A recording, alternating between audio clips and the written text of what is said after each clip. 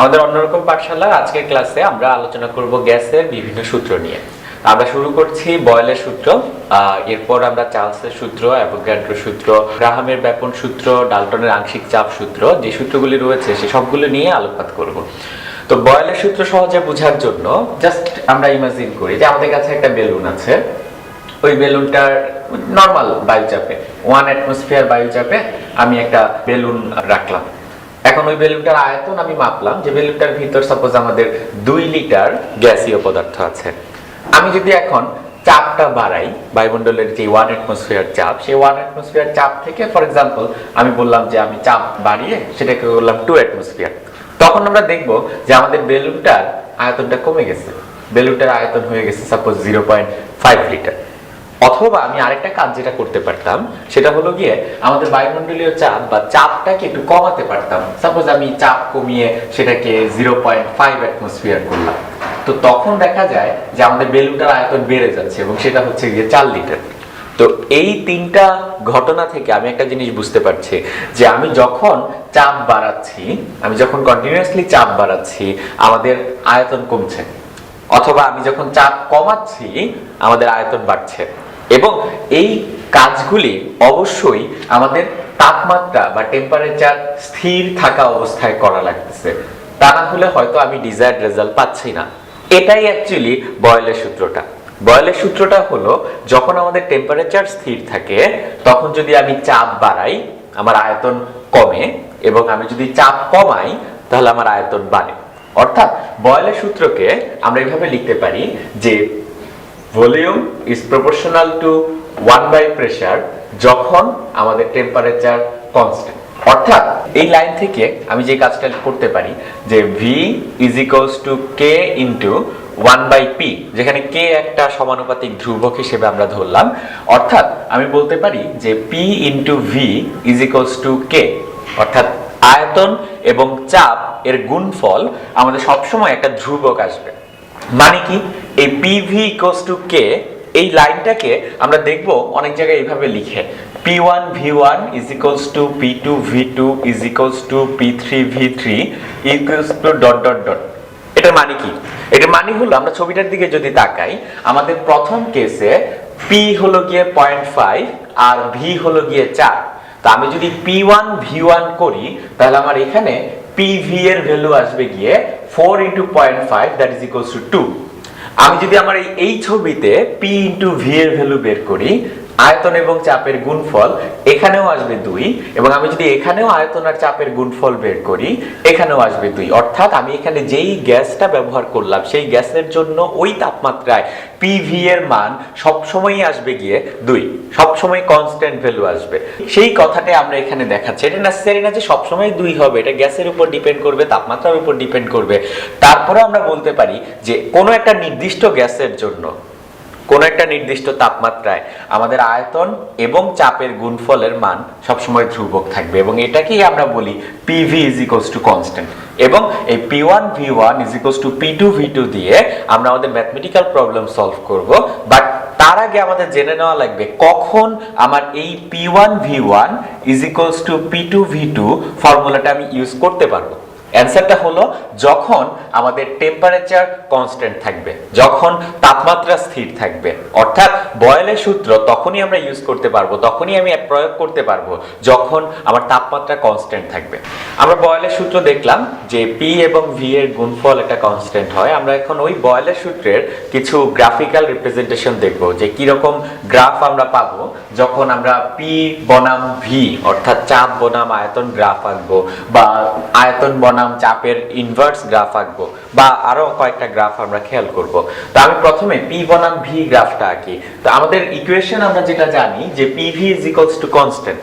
তো এখানে PV is equals two যদি একটা কনস্ট্যান্ট হয় এবং P আর V আমার দুইটা ভেরিয়েবল, তাহলে আমরা কিন্তু ইকুয়েশনটাকে x আর y যদি ধরি তাহলে আমরা লিখতে পারি xy is equals to constant, এবং xy is equals to constant এটা হলো গিয়ে আমাদের একটা আয়তাকার অধিবৃত্তের সমীকরণ, আয়তাকার অধিবৃত্তের equation xy is equals to constant. অর্থাৎ আমি যদি এখন আমার যে কোনো একটা অক্ষে প্রেসার এবং আরেকটা অক্ষে ভলিউম নেই এবং আমি যদি গ্রাফটা আঁকতে চাই, তো আমার যেহেতু ইকুয়েশনটা PV is equals to constant, যেটা কিনা x y is equals to constant, অর্থাৎ একটা অধিবৃত্তের সমীকরণ, তাই আমি বলতে পারি যে আমাদের পি বনাম ভি বা ভি বনাম পি যে গ্রাফটা আমরা আঁকবো সেটা অবশ্যই আমাদের একটা আয়তাকার অধিবৃত্ত হবে। এবং শুধুমাত্র এই ক্ষেত্রে না, যেসব জায়গায় আমরা দেখব আমাদের দুইটা টার্ম একে অপরের ব্যস্তানুপাতিক, সব জায়গাতেই আমরা এই কথাটা বলতে পারি। যখন শুধু ব্যস্তানুপাতিক তখন আমরা বলতে পারি যে আমাদের গ্রাফটা যদি আঁকি তাহলে সেই গ্রাফটা হবে আয়তাকার অধিবৃত্তাকার গ্রাফ, অর্থাৎ একটা অধিবৃত্ত হবে এবং যার পয়েন্টগুলি যদি আমরা যোগ করি সে পিভি সমান সি, সেই ভ্যালুটা সে মেনে চলবে। এটা হলো পি বনাম ভি অধিবৃত্তাকার গ্রাফ। আমি যদি এখন ভি বনাম পি ইনভার্স বা পি বনাম ভি ইনভার্স গ্রাফটা আঁকতে চাই, তখন আমি কি চিন্তা করব? আমাদের P V is equals two হলো গিয়ে কনস্ট্যান্ট, তো আমি এভাবে লিখতে পারি যে V is equals to constant into 1/p। তো আমি যেটা করতে চাচ্ছি, আমি একটা গ্রাফ আঁকতে চাচ্ছি যে গ্রাফটার y অক্ষ বরাবর v এবং x অক্ষ বরাবর 1/p, p ইনভার্স মানে হলো 1/p। তো আবার এই ভটা অ্যানালগাস হলো গিয়ে y এর, 1/p তাকে আমরা ধরলাম x, আর এই যে কনস্ট্যান্টটাকে আমি ধরতে পারি গিয়ে ঢাল m। তাহলে আমাদের y সমান mx একটা গ্রাফ আমরা পাচ্ছি, যেটা কিনা আমাদের মূল বিন্দুগামী সরল রেখার গ্রাফ। অর্থাৎ আমি যখন v বনাম p ইনভার্স গ্রাফ আঁকবো তখন আমরা দেখব আমাদের একটা মূল বিন্দুগামী সরল রেখা আমরা পাবো এবং এই সরল রেখার ঢাল আমাকে ইন্ডিকেট করবে আমার কনস্ট্যান্টের মান pv সমান k, সেই k এর মানটা আমি ঢাল থেকে পাবো। আর যদি আমি pv বনাম p গ্রাফ আঁকি, অর্থাৎ আমার টার্গেট হলো যে আমি y অক্ষে pv বসাবো আর x অক্ষে আমি p বসাবো, তো গ্রাফটা কিরকম হবে? তো আমরা এই বয়েলের সূত্র যেই গ্যাসের জন্য চিন্তা করি সেটা হলো আদর্শ গ্যাস। আদর্শ গ্যাসের ডেফিনেশনেই বলে দেওয়া হয় যে সকল গ্যাস বয়েলের সূত্র, চার্লসের সূত্র, অ্যাভোগাড্রোর সূত্র ইত্যাদি গ্যাসীয় সূত্র মেনে চলে তাদেরকে আমরা বলি কি আদর্শ গ্যাস।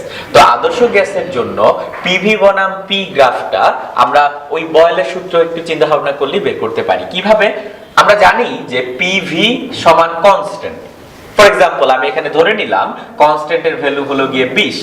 যদি আমার পি এর মান 1 হয়, ভি এর মান 20 হবে এবং আমি পাবো পিভি এর মান 20।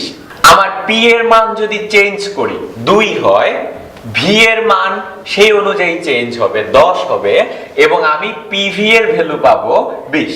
আমি যদি পি এর মান আরো চেঞ্জ করি মানে আরো বাড়াই, 4 করলাম, ভি এর মান কমবে আরো, সেটা হবে 5 এবং আমি পিভি এর মান পাবো 20। আমি পি এর মান আরো বাড়ালাম, পি এর মান 10, ভি এর মান আরো কমবে 2, পিভি এর মান হবে 20।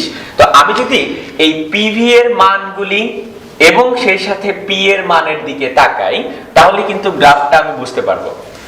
আমি প্রেসারের মান যাই করি না কেন সেটা আমার পিভি এর মানে কোনো এফেক্ট ফেলছে না, সেটা প্রেসারের মান বাড়ার সাথে সাথে আমাদের ভলিউমের মান কমছে, বাট প্রেসার এবং ভলিউমের যে প্রোডাক্ট পিভি, সেই পিভি এর মানটা কিন্তু কনস্ট্যান্ট থাকছে।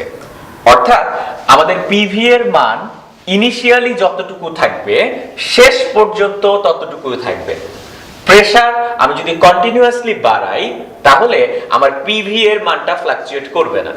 অর্থাৎ আমি পি এর মান 1 এর জন্য পিভি এর মান যেটা পাবো, পি এর মান 5 এর জন্য পিভি এর মান সেটা পাবো, পি এর মান 10 এর জন্য পিভি এর মান ঠিক সেটাই পাবো। অর্থাৎ আমি যদি গ্রাফটা কমপ্লিট করি আমি দেখব আমি এরকম এক্স অক্ষের সমান্তরাল একটা গ্রাফ পাচ্ছি। তো আমরা এই তিনটা গ্রাফ একটু খেয়াল করি। আমরা যখন পি বনাম ভি গ্রাফ আঁকলাম, পি বনাম ভি গ্রাফটা হলো গিয়ে আমার আয়তাকার অধিবৃত্ত একটা নির্দিষ্ট তাপমাত্রায়। সাপোজ এটা হলো গিয়ে আমার T1 তাপমাত্রায়। আমি যদি এখন তাপমাত্রা বাড়াই বা কমাই তাহলে আমার গ্রাফের শেপ কিন্তু ঠিক একই থাকবে, কিন্তু চেঞ্জ হবে গিয়ে হয়তো তার হাইট বাড়বে বা কমবে। উপরেরটা T1 তাপমাত্রায় আর নতুন যে গ্রাফটা আঁকলাম সেটা নতুন আরেকটা তাপমাত্রায় T2 তাপমাত্রায়। অর্থাৎ আমার অধিবৃত্তাকার গ্রাফ অধিবৃত্তই থাকবে, জাস্ট হয়তো তার হাইট বাড়বে বা কমবে এই টাইপের কিছু। আমি যখন ভলিউম ভার্সেস 1/, প্রেসার গ্রাফ আঁকি, সেটা হয় গিয়ে আমাদের একটা মূলবিন্দুগামী সরলরেখা। আমি প্রথম যে গ্রাফটা আঁকলাম সেটা সাপোজ T1 তাপমাত্রায়, আমি যদি তাপমাত্রা চেঞ্জ করি তখন সেটাও আমার একটা মূলবিন্দুগামী গ্রাফ হবে। দেখা যাবে যে তার ঢাল হয়তো ভিন্ন, সেটা হলো গিয়ে আমার T2 তাপমাত্রায়। এবং ঠিক একই ভাবে আমি যদি PV বনাম P গ্রাফ আঁকি একটা নির্দিষ্ট তাপমাত্রায়, সাপোজ এই যেই গ্রাফটা আমি আঁকলাম সেটা সাপোজ T1 তাপমাত্রা, আমি যদি তাপমাত্রা বাড়াই বা কমাই তখন দেখা যাবে যে আমাদের গ্রাফটা একটু শিফট হচ্ছে, উপরে বা নিচে শিফট হচ্ছে। তো আমাদের এখন যে কাজটা আমরা করব, যে একটা গ্রাফ থেকে কিভাবে আমি বুঝতে পারবো, বয়েলের সূত্রের যে গ্রাফগুলি সেগুলি থেকে আমি কিভাবে বুঝতে পারবো যে আমার এখানে T1 তাপমাত্রাটা বেশি নাকি T2 তাপমাত্রাটা বেশি। আমরা দেখলাম বয়েলের সূত্রে যখন আমি pressure versus volume graph plot করি আমাদের গ্রাফটা আয়তাকার অধিবৃত্তাকার হয়, এবং আমরা যদি ভিন্ন ভিন্ন তাপমাত্রায় প্লট করি তাও আয়তাকার অধিবৃত্তাকার ভিন্ন ভিন্ন গ্রাফ আমরা পাবো। বাট আমাদের এখনকার যে টার্গেট সেটা হলো, যদি আমি তিনটা তাপমাত্রায়, for example T1, T2, T3, তিনটা তাপমাত্রায় আমি যে কোনো একটা গ্রাফ আঁকি, সেই গ্রাফটা থেকে আমি কিভাবে বুঝতে পারবো যে আমার কোন টেম্পারেচারটা বেশি বা কোন টেম্পারেচারটা কম। অর্থাৎ আমার প্রবলেমটা এরকম যে আমাকে একটা গ্রাফ দিয়ে দিল T1, T2, T3 তাপমাত্রা সহ, এবং আমাকে প্রশ্ন করলো এই T1, T2, T3 এর মাঝখানে রিলেশনটা কি, যে T1 সবচেয়ে বড় নাকি T3 সবচেয়ে বড়, নাকি তারা সমান, নাকি কোনো রিলেশনই নাই তাদের মাঝখানে, বা বলতে পারি কিনা, সেই টাইপের প্রবলেম। তো আমরা যে কাজটা করতে পারি, দুইটা উপায়ে প্রবলেমটা সলভ করা যায়। আমার এই টাইপের জিনিসে প্রবলেমটা যেটা গ্রাফে, এই টাইপের গ্রাফের প্রবলেমটা হলো নরমালি আমাদের গ্রাফে দুইটা ভেরিয়েবল থাকে। আমি যদি এরকম একটা গ্রাফ আঁকি y x, আমাদের একটা গ্রাফ সাপোজ p চাপে এরকম একটা গ্রাফ, এখানে অ্যাকচুয়ালি ভেরিয়েবল আমার দুইটা x আর y, কিন্তু আমাদের এখনকার গ্রাফটায় ভেরিয়েবল তিনটা, প্রেসার, ভলিউম এবং টেম্পারেচার, তিনটাই আমার চেঞ্জ হচ্ছে। তো আমার যেটা করে নেওয়া লাগবে, যে কোনো একটা ভেরিয়েবলকে কনস্ট্যান্ট করে নেওয়া লাগবে, এবং এটা আমরা দুই ভাবে করতে পারি। কিভাবে? যে আমি একটা পদ্ধতি দেখাচ্ছি। আমরা যদি এই প্রেসারের এক্সিস বরাবর এরকম একটা দাগ দিই, জাস্ট একটা স্ট্রেট লাইন আমি আঁকলাম, এই স্ট্রেট লাইনটা আমাকে কি ইন্ডিকেট করে? এখানে প্রেসারের মান সাপোজ 10 অ্যাটমসফিয়ার। তো আমার যে তিনটা গ্রাফ, 1 নম্বর গ্রাফ, 2 নম্বর গ্রাফ, 3 নম্বর গ্রাফ, তিনটা গ্রাফেরই যে তিনটা পয়েন্ট আমরা পাচ্ছি, এই তিনটা পয়েন্টের প্রেসার 10 অ্যাটমসফিয়ার।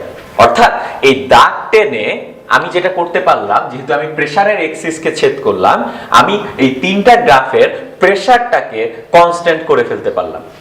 তো প্রেসার কনস্ট্যান্ট হয়ে গেল।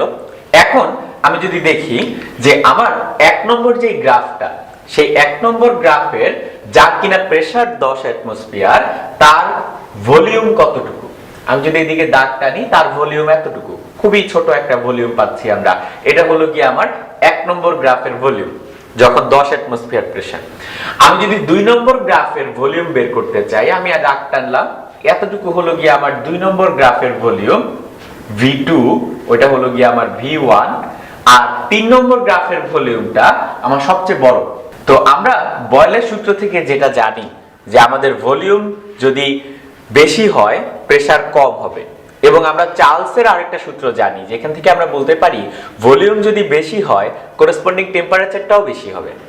অর্থাৎ আমি এই ছবি দেখে বলতে পারছি যে আমার 1, 2, 3 তিনটা গ্রাফের ক্ষেত্রে কার ভলিউমটা সবচেয়ে বেশি, আমাদের 3 নম্বর গ্রাফের ভলিউমটা সবচেয়ে বেশি। সুতরাং করেসপন্ডিং যে 3 নম্বর টেম্পারেচার সেটার মান সবচেয়ে বেশি হবে। অর্থাৎ আমি বলতে পারি যে আমাদের T3 সবচেয়ে বড়, T2 মাঝারি, আর T1 সবচেয়ে ছোট। এটা হলো গিয়ে আমাদের কারেক্ট অ্যান্সার। আমরা আরেকটা কাজ যেটা করতে পারতাম, একটু খেয়াল করি, আমরা আরেকটা কাজ যেটা করতে পারতাম, একই গ্রাফটায় প্রেসার ভার্সেস ভলিউম গ্রাফ, আমরা সাপোজ তিনটা গ্রাফ আঁকি, তিনটা ভিন্ন ভিন্ন টেম্পারেচারে। সাপোজ এটা হলো T3, এটা হলো T2, এটা হলো T1, জাস্ট আগের গ্রাফটাই আমরা আঁকলাম। এখন আমাদের যদি গতবার আমরা প্রেসারের এক্সিস বরাবর আমরা ক্রস সেকশন নিলাম, এবার যদি আমি ভলিউমের এক্সিসে কাটি, তাহলে আমার এই তিনটা পয়েন্টে অ্যাকচুয়ালি ভলিউম কনস্ট্যান্ট হয়ে যাচ্ছে। ভলিউম যদি কনস্ট্যান্ট হয়ে যায় তখন আমি চিন্তা করব আমাদের 3 নম্বর গ্রাফের প্রেসার এতটুকু, 2 নম্বর গ্রাফের প্রেসার মাঝামাঝি, আর 1 নম্বর গ্রাফের প্রেসারটা সবচেয়ে কম। যেহেতু 1 নম্বর গ্রাফের প্রেসারটা সবচেয়ে কম এবং প্রেসার আর টেম্পারেচারের রিলেশন সমানুপাতিক, তা আমি বলতে পারি যেহেতু 1 নম্বর গ্রাফের প্রেসার সবচেয়ে কম, সুতরাং 1 নম্বর গ্রাফের টেম্পারেচারের ভ্যালু সবচেয়ে কম, আর 3 নম্বর গ্রাফের প্রেসার সবচেয়ে বেশি, সুতরাং 3 নম্বর গ্রাফের টেম্পারেচার সবচেয়ে বেশি হবে। অর্থাৎ এই ক্ষেত্রেও আমি প্রমাণ করতে পারি যে আমাদের T3 greater than T2 greater than T1। অর্থাৎ আমাদের গ্রাফে যদি 3টা ভেরিয়েবল থাকে, তাহলে আমরা যে কোনো একটা স্ট্রেট লাইন টেনে, লম্ব বা সমান্তরাল স্ট্রেট লাইন টেনে যে কোনো একটা ভেরিয়েবলকে কনস্ট্যান্ট ধরে বাকি দুইটা ভেরিয়েবলের মাঝখানে রিলেশন চিন্তা করে কিন্তু খুব সহজে এই টাইপের গ্রাফিক্যাল প্রবলেম সলভ করতে পারি।